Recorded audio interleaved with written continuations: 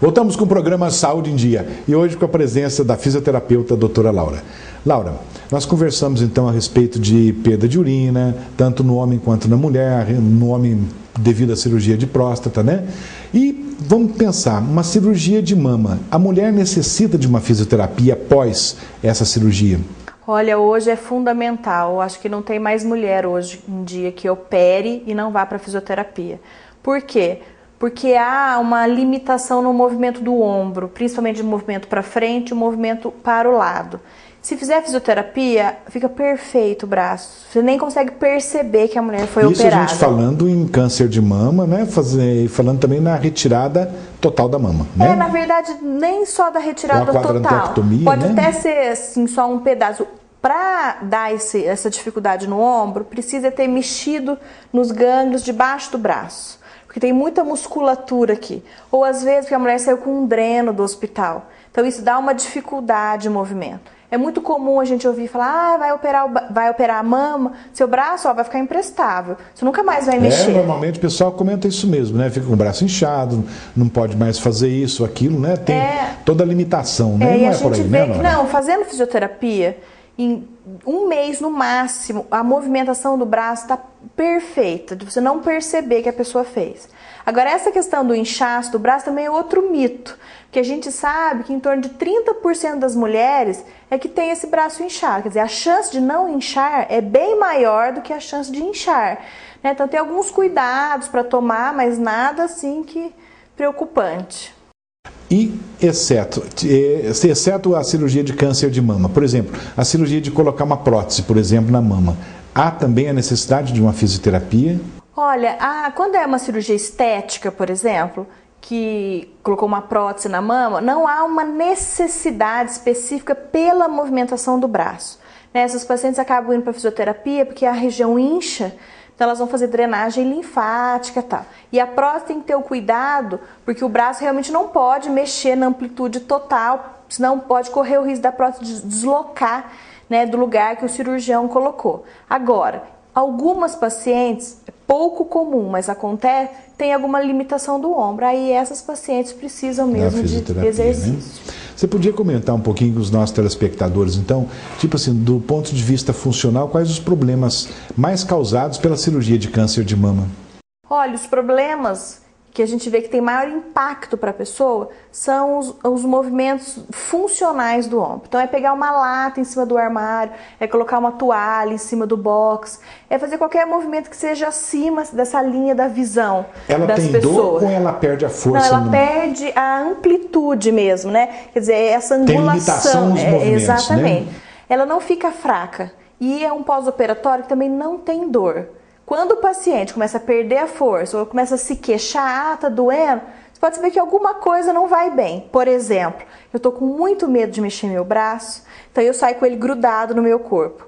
Vai que eu vou na rua e alguém bate bem no braço, então eu já vou com ele. Já vai com muita cautela, ou né? Toda então o que se né? fazia uns 20 anos atrás, mas que de vez em quando eu ainda encontro alguém que resolve ainda pôr uma tipóia no braço, para proteger mais. Para proteger mesmo, Isso né? é que dá complicação. Ô Laura, acontece após uma cirurgia de câncer de mama da mulher perder totalmente o movimento do braço e nunca mais ter esse movimento? Olha, perder o movimento do braço, a mulher não perde não. A única coisa que acontece é que a articulação do ombro, como qualquer articulação do corpo, com 15 dias sem movimento, ela começa a perder um pouco, né, a capacidade dela de se mexer. Então a gente precisa manter esse movimento. Como todo o nosso organismo, como todo o nosso corpo, né? Ficar parado um tempo vai perdendo a mobilidade. Então a gente vê algumas perdas importantes de movimento com pessoas que não fizeram fisioterapia e ficaram com medo de mexer o braço. E anos depois aparecem realmente sem mexer o braço. Mas isso assim é uma complicação, uma paciente também que foi mal orientada. E fica com aquele medo, né, de perder os movimentos. Exatamente, e aí acaba perdendo passa muito tempo, mesmo. Nem perde mesmo. Né? Agora, da cirurgia em si, não há uma perda total. Existem algumas lesões, mas o paciente nunca perde o movimento né, abaixo dessa linha do olho. Às vezes ele perde acima, que é cada vez mais raro. Ou mas seja, a complicação a gente vê em todas as áreas, todas as cirurgias, né? Mas graças a Deus é uma coisa mínima, né? Esse risco é muito pequeno. Exatamente. Olá, nós podemos chamar a nossa repórter então para ver algumas perguntas dos nossos telespectadores? Vamos lá, primeira pergunta. Qual o objetivo da fisioterapia pré-parto? Olha, Renata, fazer fisioterapia pré-parto, posso dizer até por mim, né? Ela te dá uma condição de gravidez muito melhor. Você tem mais facilidade de movimento, mais facilidade para respirar e principalmente para dormir, levantar, continuar suas atividades normais. Próxima pergunta. E eu queria saber se a drenagem linfática pode ser feita por grávidas. Pode. A grávida, ela não tem grandes limitações, né? O que acontece? As pessoas têm medo de fazer exercício, especialmente no comecinho da gravidez. Fala, porque eu posso perder meu bebê se eu estiver fazendo, né, ou drenagem ou exercício. Na verdade, o primeiro trimestre, né, que são essas primeiras 12 semanas, há um risco maior mesmo de aborto espontâneo, né? Mas não relacionado ao exercício. Claro que o exercício tem que fazer de maneira adequada para a gestante, assim como a drenagem linfática. Então, a drenagem linfática, para que ela serve? Ela serve para desinchar. Então, a indicação maior dela é no finalzinho da gravidez, né? Quando tem algumas mulheres que incham muito. Ou seja, todos devem procurar um profissional para receber uma orientação. E principalmente a mulher grávida, né? Exatamente. Não é em qualquer momento da gravidez que ela vai fazer, exatamente, né? E ela pode fazer, inclusive, assim, exercício na água, ela pode fazer exercício numa academia, ela pode fazer pilates, né? Claro que sempre vale uma conversa do fisioterapeuta com o obstetra para ver se realmente a gravidez está correndo tranquilamente. Tudo bem. Mas estando tudo bem, por que não, né? Por que não? Próxima pergunta. A fisioterapia, ela ajuda no parto normal? Olha, Alexandra, a fisioterapia ela ajuda na gravidez e ela ajuda no parto. A opção de parto normal ou parto cesárea é uma opção do seu médico, né, com a própria paciente. Então, o fato de fazer fisioterapia não dirige para lado nenhum, né, vai de acordo com as condições aí da gestação. Próxima pergunta. Qual é o papel da fisioterapia no caso de bexiga caída? Bem, dona Sônia, acho que como a gente já disse, né, a fisioterapia na bexiga caída é uma questão assim, fazer o exercício e colocar a musculatura para cima para que ela tenha condições, né, de ser mais forte do que a pressão que vem de cima de uma tosse, de uma risada, de um espirro, por exemplo. Próxima. E eu gostaria de saber a respeito dos exercícios de fisioterapia, se eles resolvem o problema de bexiga caída ou não.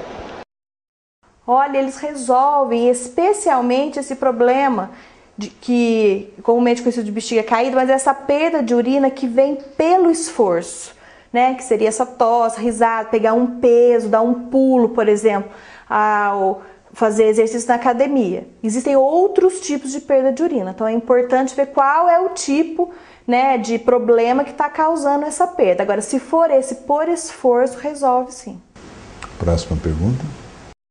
Existe algum aparelho fisioterápico para esse tipo de tratamento de bexiga caída? Bom, hoje eu fico por aqui, um abraço e até a próxima semana. Se Deus quiser, Érica. Bem, existe sim, além daqueles que eu comentei, ainda tem um outro que nós chamamos de biofeedback, que é um aparelho que a paciente tem condições de colocar na mão e ele sobe com luzes coloridas e o paciente vai vendo a própria contração muscular, para ver se ela está fazendo certo ou não. Então é uma maneira do paciente descobrir se está fazendo certo e do profissional também acompanhar aí o exercício que está sendo realizado. Olá, nós estamos chegando então ao finalzinho do programa. Você quer deixar algum recado, principalmente para as mulheres grávidas, né? Como é o teu caso, né? Na verdade, eu acho que as pessoas elas precisam se exercitar, né? E os próprios fisioterapeutas também precisam descobrir muitas áreas dentro da fisioterapia.